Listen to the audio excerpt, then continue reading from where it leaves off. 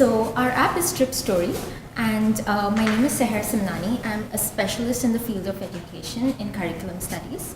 My name is Ajahn Jahan. I'm an MN student in electrical engineering. My name is Shujaa Khalid, and I'm an MN student in computer engineering. All right.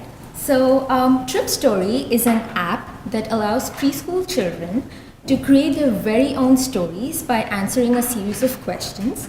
And it's inspired by the concept of Rebus Story, which is basically a text along with an image which forms a story, with an example here as I like to watch people catch fish.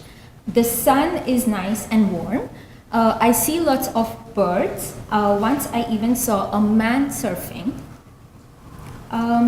So the goal of the app is basically to build on the concept of Rebus Story and take it a bit further and empower preschool children as young as 4-year-olds to create their very own stories. It enhances early literacy, cognition, and independent thinking. The app is supposed to be as intuitive as possible in terms of the user interface. The children can then share their personalized stories with their friends, and the parents can monitor the child's progress. We will now proceed with the demo that involves a hyperactive 5-year-old kid and his exhausted mother. Mommy, I can't find my video games. Oh my god, you're playing with your video games 24/7. I think you should start reading. I mean, you're 5 years old, you should do something.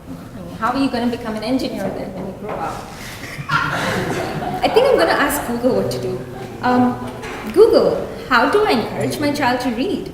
Try Trip Story. Oh, Trip Story, let me download it. Okay. Trip Story. Son, see this, it's Trip Story. So colorful, I want to play. Yeah. Okay, let's start by personalizing your story. Okay. So this seems like a kind of... Oh, they're taking my picture. Nice. I wonder what it's for. Yeah. We'll see.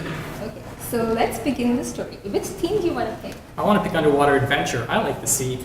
Okay. Oh, it feels like I'm underwater. Going underwater.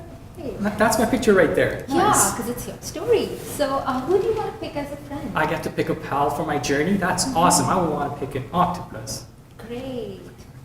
All right. So you and your friend find what there? Oh, we found this boaty type thingy, a submarine. Oh, you're smart. Okay. And suddenly you see something from behind. What do you think is I think it's a shark. Sharks are terrifying. Right. What's happening? My cell phone's shaking. Yeah. It's a shark. There's a shark coming at you. Yeah. Pause.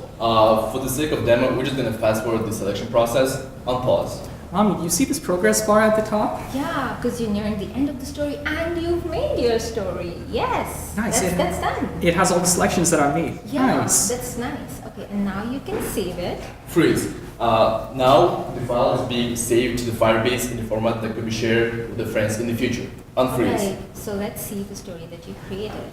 Now you can like this and share it with all your friends. See, you just did that. You share it with your friends. Nice. My friends are going to be so jealous. Alright, so let's see what it looks like. Oh, this is the cover page of your story, and it's created by you. Again, me. That's awesome. Oh, it's flip. There's a flip view, so it feels like I'm actually reading the book. Yeah, that's right. Dear friends, we are now witnessing a magical moment where a 5 years old created his very own first personalized Rebus story. I picked an octopus as a friend. Me and my friend found a submarine. Yeah. Nice. Yeah, you've already started reading. That's great. And I can keep going. That's yeah, nice. you can keep going. So there's a story, Yes. and there's a glossary just in Yeah. case you don't know what something might mean. Yeah, so there are images with the names in it. So. Nice. Meet future engineer. Okay. Next slide. Next slide. We will now explain what's powering our application. So the main part of our application is that screen with the image and the question and the button selections that you saw during the demo. We call it the storyline factory, and you can see it right here in the middle of our block diagram. This is pretty much what creates the story. and all the images and questions are being pulled from local database, which we call Storyline Logic Tree. Once story has been created, it is then passed further to Storyline Compiler that puts everything together and allows you and displays it in a nice, readable format for a child. From that Storyline Compiler, you can also save your story to the cloud, which is Firebase, and add it to the local story collection. As any other application, we also have a menu and add a little extra touch of a personalizer that accesses the camera to take a picture.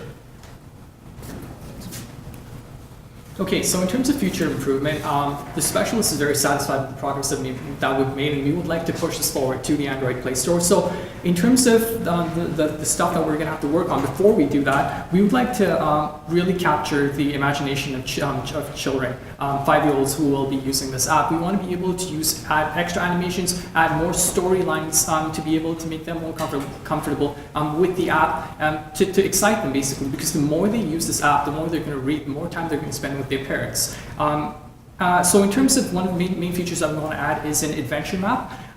This was one of the adventures, underwater adventure. We want to add a number of different adventures, and we want there to be a visual representation of these adventures as they go from one adventure to the other, and that's how they'll know whether they've completed a certain adventure so that they can move on to another.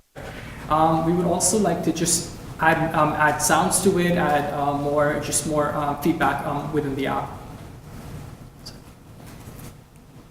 As far as the lesson learned, we as programmers learn the latest trend in mobile application development, such as use of cloud-based systems like Firebase, and the use of local object-oriented database systems such as RealM. And we also learned about the importance of graphical user interface. All right. So we worked on our presentation skills, and every week we took some constructive criticism from the peer reviews, from the professor, and from the audience, and we worked each week and better ourselves at our presentations. So in terms of time management, we learned the use of Git. That was really helpful, just so that we wouldn't waste time working on separate things. We were always on the same page, so that was really helpful for us. Yeah. One thing we could do differently would be using real-life images, bright images, instead of animated images. So thank you to everyone, to Professor Rose, the TAs, and for everyone else for giving us feedback that we were able to incorporate into our final product. Thank you. Any questions?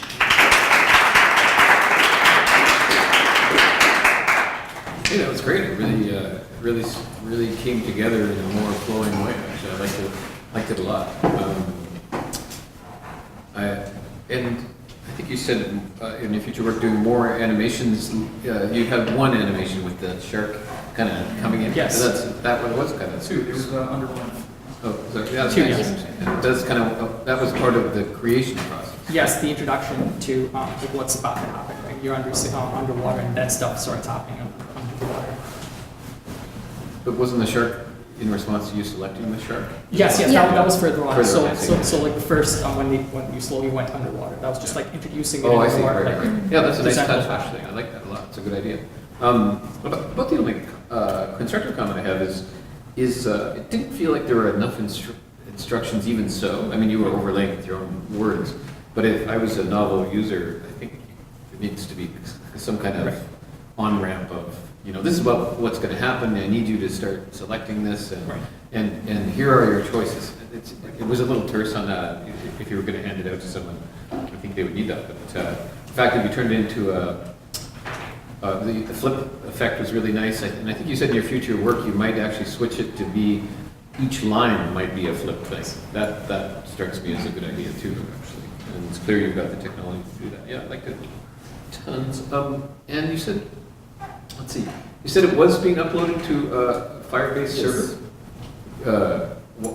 And how is that actually used? Is that used at all? So in terms of the Firebase use, there are two copies of it, one local and one Firebase. Just in case someone like loses their cell phone or something along those lines, they should be able to like log in. There should be a login page. They log in, just like upload the files right off of Firebase, so they never lose they never lose their stories, which their kids have made, right? So there's sentimental value there.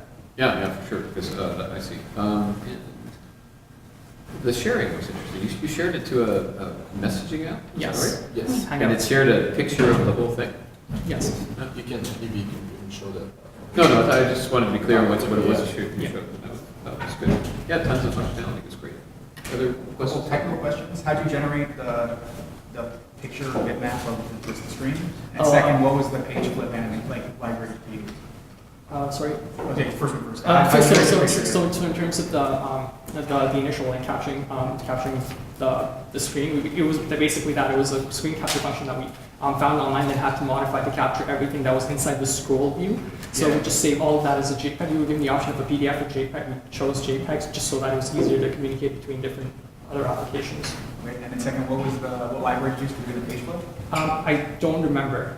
Okay. Like, Can you email that to me? Sure, yeah, for sure. But yeah, there was a lot of, we had to tweak it a lot for it to be able to, because like we had this one image and we had to chop it down into multiple images, and I think it didn't display quite well. I think the second page, there were certain things that were kind of not where they were supposed to be, but in terms of like the library, there was a lot of modification that went into it because I think it accepted only like one type of input, and I had to switch that into JPEG, so I will definitely do that. Other comments, questions, suggestions? I said one more. At the very end, you talked about having more bright images. Yeah. What does that mean? Yeah, like real life bright images instead of animated images. Oh, like photo. Yeah, like photo. Yeah. Great, well done.